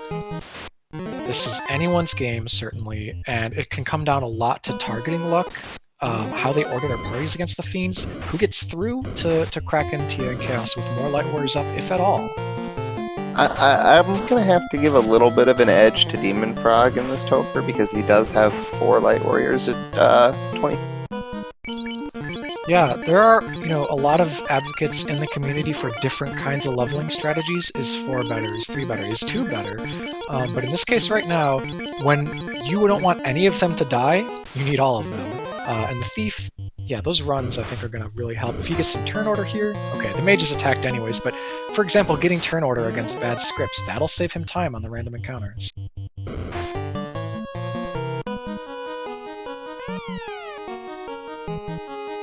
And dem0nfr0g also validating his run. Yeah, sometimes it can invalidate you and you'll land a cabin or a tent or something and mess up your heal potion menu and just go, oh, drat. That is the word. Yeah, but at the hour 29 mark, Spectie pulling the first revisited Fiend is going to use a fast charge here. He only has to think about the fast going onto the fighter, 1 charge per fight. Gets a really generous nuke roll there. Lich punching, you'll love to see it. Only 4 damage on the fighter. Gonna conserve nukes, go for fire 3, not resisted by Lich here, who has pretty low MDef, so we get a nice roll of 94. Ooh, big hit, Sun Sword has the elemental advantage against Lich, 625 damage. Lich goes down after only showing a meager Lit 2. No real information yet of the spell and skill pool on the Fiends. And that's the last time that Sun Sword's going to do any extra damage, by the way. Lich is undead type, so the Sun Sword has an advantage, but beyond that, none of these Fiends, except, I guess, if dem0nfr0g takes a Dragon Sword into Tiamat. Or Coral Sword into Kraken, okay. But dem0nfr0g has pulled Lich, so he's a half a floor behind. And if he 1-rounds this, which he did not, he could have made up a little ground. Going fire 3 strats. So similarly conserving those nukes. Nukes are a big component of our offense for this TOFR because of the weapon situation. Yeah, you want to save as many nukes. You want to save as many nukes as you can for the deep part of Topher here. Spectie going with an approach on carry 2 that involves no evasion stacking, no casts of white shirt. Just get carry down as quickly as possible. 8 hits, 748. The Sun Sword can do work. That was after 1 power bonk and 1 fast, no tempers. Probably going to save those tempers for Tiamat and Chaos, the more thick Fiends on average. I have to give credit to both these runners. They've played the seed fairly fast for it being promotion. Yeah, exactly. With the equipment as well.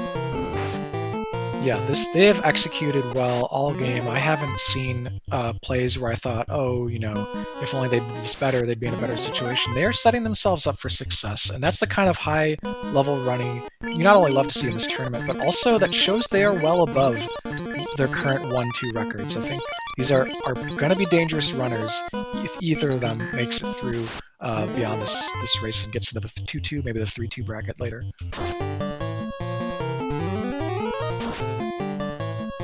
dem0nfr0g also going with offensive strats here against Carry 2, one rounds it. So Carry 2 already gone, while Spectie's pulling Kraken 2, fast and power bonks immediately, no evasion stacking. Gonna hope that Kraken doesn't back row and that the Knight is able to tank at least one hit. Kraken doing everyone a favor and casting Fire 3, resisted by our 2 Ribbon Wearers. Nuke only for 164, 5 hits 109 on the Sunsword, no crits, but the second nuke for 302 goes down. We're through 3 Fiends, blink and you miss it. This TOFR, not scary so far, but both of the last 2 Fiends can gatekeep. The big difference makers will be high absorb, high evade, and high HP. We haven't seen any of those yet. Also speaking, we haven't seen any of the non-elemental skills yet, or nuke, or cure 4 on any of these fiends. Yeah, if we see those kinds of things, the non-elementals, that's telling the runners they need more HP. So you'd probably see a wipe turn into more time on the grind tiles. But if we see evade and absorb be an issue, I'm not sure what their approach is going to be. Meanwhile, we got 2 simultaneous Fiend pulls here. Spectie Fiend ahead, he's on Tiamat. Both runners still going pure offense. That's the tools they have in their kit. Their win condition, oof. Speaking of that, 1 mage down already for dem0nfr0g. Back road red mage right there. Spectie going still full nukes, gets a nice roll. 296 there from the first one, 386 from the second one. Spectie is through Tiamat too. Only 1 Fiend left. dem0nfr0g probably going to be through Kraken this next round, but he might lose a second warrior. The Thief is down to 3 HP. Power bonk, that's not going to do damage this turn. White shirt, that's not going to do damage this turn. dem0nfr0g delaying the fight by another round, loses his Thief. He's down to 2 light warriors. Spectie's going to take 3 into Chaos. Distinct advantage right now. And that back row by Kraken really hurt his chances of making any catching up at all to Spectie. But when you have fast and you have power bonk, you have a way to win.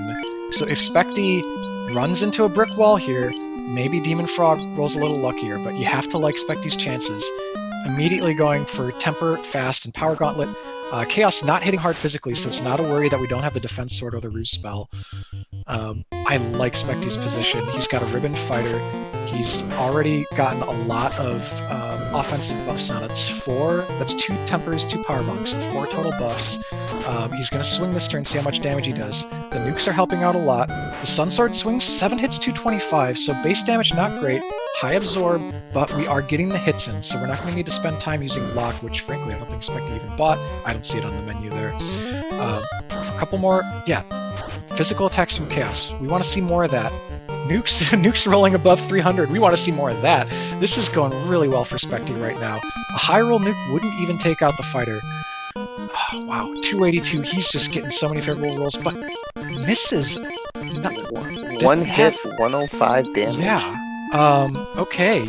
Goes from 7 ping pongs all the way back to 1 hit, so we don't love that for sustained damage potential if this is like a 4000 HP Chaos. We've sunk a lot of damage in so far. Chaos has not gone down. I think we're well past the 2000 mark of vanilla HP. Oh! But speaking of the devil, only 35, chip damage from the Fire 3. Spectie has finished it out. He finishes first place with an SRL time of 1 hour, 35 minutes, 6 seconds. Get out those GGs in chat for Spectie. What a thriller. That was so close, but thankfully the Temple of Fiends Revisited rolled easy enough for it to be doable for both runners. dem0nfr0g taking the slow approach with the white shirt against Tia 2, who shows Cure 4 before much damage has been sunk in, so not a lot lost. Tia only lands 1 hit. It is for triple digits, but only 1 hit on that red mage who should be safe, barring a nuke or nuclear coming out. And oh my god, caster curse! It rolled high on the fighter, but rolled low on the red mage. We still have 2 light warriors up. We're joined in the booth by Spectie, but I just want to get through this fight for Demon Frog here. He's still got 2 Light Warriors standing. Ooh, that's not good damage. You don't love to see. No crits and very little base damage there from the Sun Sword. He's going to have to power bonk again. We've got no curing. We're going white shirt strats. I would even almost be on heal pot strats at this point. Team at fasted. I don't think we care. We've got a lot of evasion. Power bonk coming out again. Demon Frog really just wants to like one-shot. Oh, Swirl! That's not elemental. Enough to take down the Red Mage. We've only got 1 Light Warrior left. But Tiamat's down! Can Demon Frog solo this chaos? We're about to find out. In the meantime, GG Spectie, and congratulations on the win and moving to 2-2. Thank you. Wow, so I'm sure your heart was racing, especially being that late in, seeing no dot done from your opponent, and in the dire scenario of no promotion and no great weapons. What were you feeling? Yeah, it was tough, right? Like, I was desperate to find just anything, any type of weapon. Tail would have been really nice, and not having the ribbons, it was really, really tough. So I got lucky that Temple of Fiends Revisited was nice to me, really. And as Falconic tells me, just go for speed and power. I didn't have time to play defense. Yeah, that's a great approach with this kind of party.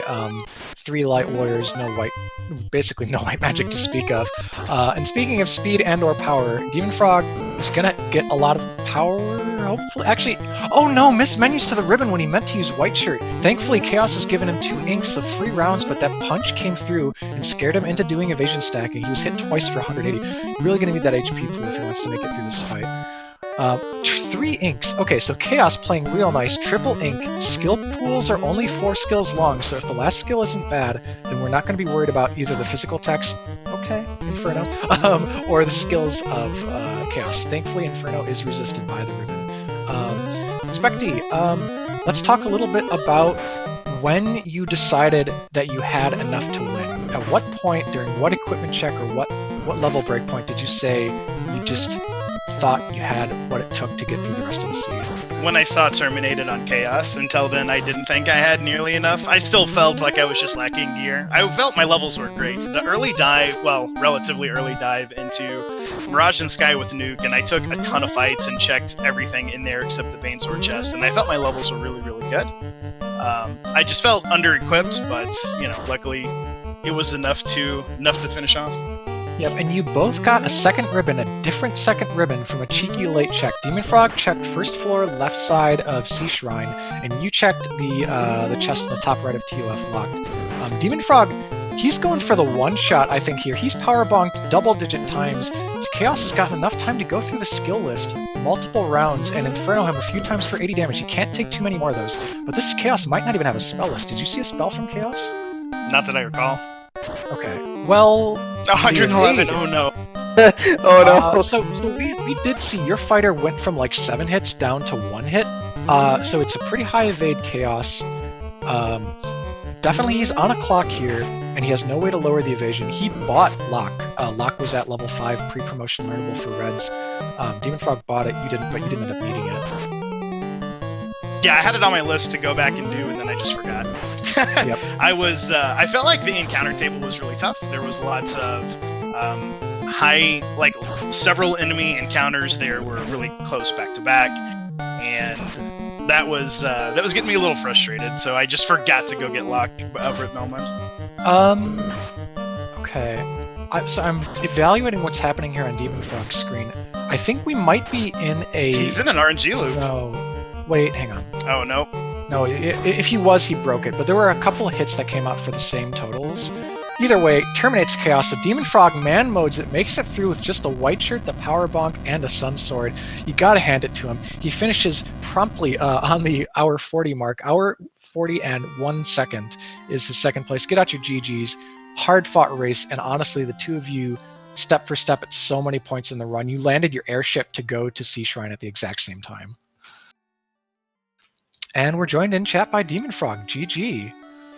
GG. Wow. So, you've got your moment in the sun here since you did just finish up with a pretty impressive Chaos fight. So, why don't you tell us a little bit about that?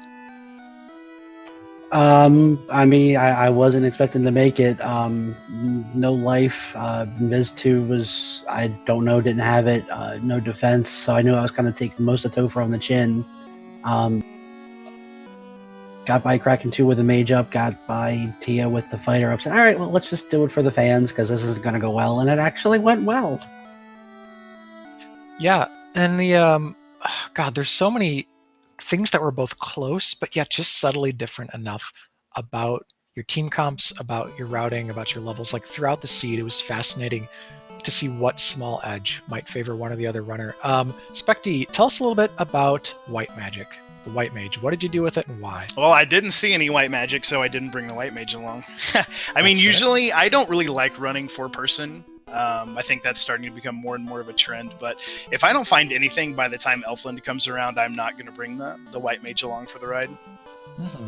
So Fade and Life were both at level 5. You could have gotten charges as of level 12 on a white mage. Do you think that would have been worth it for the extra safety or no?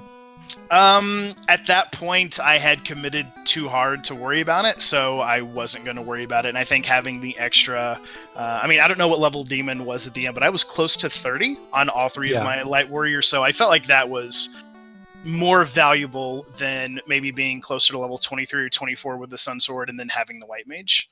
Mm-hmm. Yeah, it's hard to say. So Demon Frog actually caught up to you almost totally in levels. Demon Frog, you did some late grinding there along with your late checks. What was up with that? I've never felt that underpowered with level 2 nuke. And I was like, I need something. I need anything. I need a defense. I need levels. I need a Mazza. I need a tail. I need something. And I found the 4 worm tile. I'm like, all right, everything I got is going into this, and we're going to Bane Kraken down. It's definitely a sound approach, making the most of your resources to get through there and still eke out a little bit of an edge. You were honestly, the two of you were so close to being at the beginning of Topher simultaneously. Spectie was in a couple minutes ahead, reset out of the Thunder Mages, and then Demon Frog, you came in just maybe a minute trailing his Spectie's last time into it. But ultimately you weren't able to close the gap, and thanks partially to Kraken 2 in that back row. Yeah, I mean, Kraken likes red, whether it's red heads or red armor. I don't know what it is. Yeah, I think I was really fortunate. I don't know that he ever even meleeed me. He was just Ice 2 and Fire 3, I feel like, is all he was throwing at me, and he rolled really low HP, which benefited me quite a bit. Now, I have a question for both of you. At any point in the early game, did you consider going to Marsh? Absolutely not. I'll never go to Marsh. The fast team never Marsh. I will never go to Marsh. I will never go there unless it is the last place to check. So, like, if you don't go to Matoya's, or I'm sorry, if you don't get the canal right from your early checks, then I'll go there. But for me personally, yeah, I'll never go there. Yep, I'm in the same boat. For early Marsh, stay away. Especially there was no warp, there was no exit, so you're walking whatever you're getting out, which feels extra bad when it's nothing. Which, I mean, based on the sea, there had to be like Mazza, tail, Vorpal, friggin' everything in Marsh. Yeah, defense sword. It feels like everything was down there. Probably either that or on Earth 1. Or mermaids. I don't think either of you went right side C, but those are the bulk of the remaining chests. I really like that call from both of you. Marsh early without warp or exit, plus the fact that Ruby, I think the Astos handed us the Ruby or something. So you had Canal and Ruby in hand at the same time. You had a lot of incentives on the table. Sky was open early, so with so many checks you could make, Marsh would have been a pretty big gamble. I should go back and look at the VOD and see how Demon got his money. I feel like I made a really bad call, seeing that the crown was only 7k, and I was like, okay, well, I'll just grind right around Elfland. That should go quick, and it did not. Yeah, Demon was ahead of you to the crown purchase while you were grinding ogres. There was that 5k or so in dwarves, so I think the bulk of that went towards it for Demon. When I went into Elfland, I did not purchase any level 3 spells, and I didn't purchase anything until I checked the item vendor. Because I think Fire 3 was like $3,000. That would have cleared me out if I had bought that before I checked the item. I usually try to check items when stuff's that expensive. I think I happened to just barely eke out crown money there, and then on the way back got Ruby. The early game was like just yanking you back and forth. I was like, oh, I'll take the long way to Elfland, then I'll go to Crescent Lake, then you get the Ruby, so you go the other way, then you get the canoe, and you're like, okay, well. Yeah, and didn't see any early volcano dips for either of you. We also saw pretty late for clearing the free chests available in the world. In your case, Demon Frog, you got to Cardia and that ribbon early. Spectie kind of late to it, but also key locks both after 1 hour, despite the key coming, not too deep in, right? It was the Lefane check, I think. Or no, Yeah. sorry, the key wasn't Lefane, but rather it was in Ice Cave, but you knew you were in go mode like by the time you got it. Yeah, I know for me, like, it's not probably the best idea, but I try to just grab all the chests in the incentive areas. Like, if I'm going to go to Waterfall and Ordeals and check those first.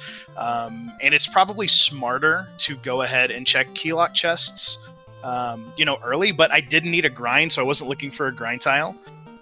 And luckily it didn't come back to bite me. If Tail or, Massmune would have been there and I missed it, then that could have swung the whole thing 10 minutes the other way.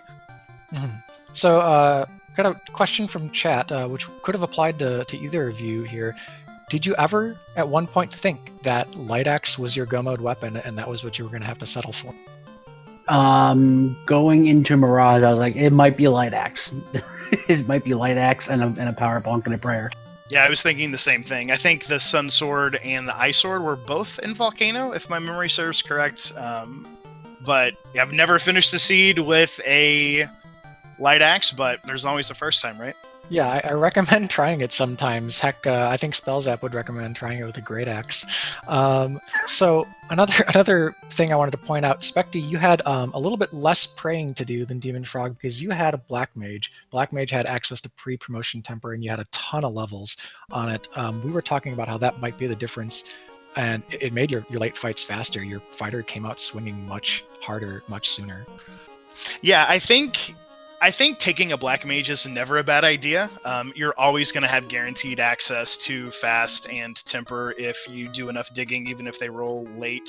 And when I was doing my Fiendry fights, it allowed me to just do one power gauntlet with the Sun Sword and then swing, right? You do a fast with the Red Mage, do tempers or nukes with the Black Mage, and it allows me to get those earlier swings, which is why I think I didn't see nearly as many turns into crack into Tiamat 2 and Chaos as it ended up, so I didn't see anything really scary at all. Yep. And the super scary stuff was probably buried deep in the early Fiend skill lists, or maybe on Warmech, because at most we saw one nuclear from Tia 2. So I say we, I mean just Demon Frog, unfortunately. Demon Frog saw the one nuclear and the one swirl. You both had a very favorable Chaos fight. Chaos didn't even look at a spell list, as we established. Was going Ink, Ink, Ink, Inferno, and Inferno was resisted, plus pretty weak punches. So if there's a Topher to be done under geared in this scaling, that was one of them. Yep, this was the one, and I think we both were pretty fortunate that was the case. Yeah, see, it came back to bite me. Last week when I took on Ikben Maya, I had a hell of a time with Volcano and just plowed through the rest of the game. I went in like low mid-20s to Topher and hit a brick wall that was Tia 2, and that was kind of niggling in my mind, along with, like I said, I've never felt more underprepared with a low-level nuke. So I was like, I need levels, I need something. And, I was able to eke it by, but that's the thing with this scaling is you never know. You could roll a paper Topher, or you could roll a brick S-House, gatekeeper somewhere. Mm-hmm. I think the last comment I had, just to talk about how your two runs contrasted, is there was back and forth with sort of exploration lead in the early game, and actually Spectie beat Demon Frog into the air by a good margin just because of routing in, I want to say, was it Waterfall? Yeah, floater? Waterfall. Yeah, routing in Waterfall slightly earlier, because Demon Frog did the early ice play. And it was kind of hard to tell. Spectie made up a lot of time with floater, but you were so even throughout. Like, the fact that it ended up being a 5-minute difference kind of does a disservice to how tight this race was. This felt more like one of those ones that finished within a minute. Yeah, well, and I think... Oh, go ahead, Demon. Yeah, you guys should both watch this seed back. This was probably one of the most thrilling races of the... That's good to hear. I also kind of went a little ham with the power bonk at the end for the giggles, and yeah. the first swing was 2 hits, 222. Like, that's not what I wanted. No, not at all. Cool. So it's been a good but somewhat long race, and we're at the 2-hour mark here on the broadcast. Thank you both for putting on a good show for us tonight. Thank you, Pleb, for being a great co-comms partner. This has been just a blast. So why don't we move to final thoughts? dem0nfr0g, do you have anything else to say about either your prospects for the rest of the tournament or this run, or heck, anything?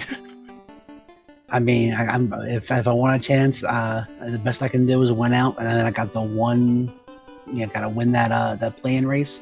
But it's fun. I love how we kind of mixed up the Swiss this year to where it's different each week. It's not 5 or 6 weeks of the same thing. So it's been exciting to play. It's been exciting to watch. I'm glad we kind of made that little tweak. Next week, Chaos Week, 3 loose. It'll be fun. Yeah, great point about the variety. It's good for not burning out too quickly, and it gives our viewers and casters a lot of material to work with. Spectie, final thoughts. I'm excited to go back and look at the VOD. It sounds like it was a really close race. Hope everybody enjoyed it. I'm excited for next week, and my biggest regret is at the end resetting and then going and throwing the Sun Sword in the volcano. It treated me really well at the end of the game, and I shouldn't have been so quick to dismiss it. Yeah, no, I'm a friend of the Sun Sword. I was ready to go all the way with it the other day. It just didn't work out. Pleb, do you have any last questions to ask either of them? No, not at all. I'm still kind of in awe of the race. It was a spectacle to see, and I'd like to just say thanks to the runners for coming out and putting on a great show, and to SG for the restream, and to Cheese and the community for putting on these races in this tournament. Yes, and thank you to our tracker, Jet, who's been really stepping up, volunteering a lot later in the tournament here since he's joined up. You can follow the runners and the broadcast crew in the chat, as well as you can go to the Final Fantasy Randomizer Discord, linked in chat, or found on FinalFantasyRandomizer.com. Start playing Seeds. You can also watch more of these videos on YouTube. They go up after about a week delay or so, and just keep on coming back. SG Randomania going to have all kinds of action tomorrow. Our reveal stream for the matchups and the random Fiend Dungeon will be rolled at 9 Eastern on Randomania 1. So please come visit us. The Discord's open. There's programs for new players to learn the game. Thank you so much for joining us, and have a good night.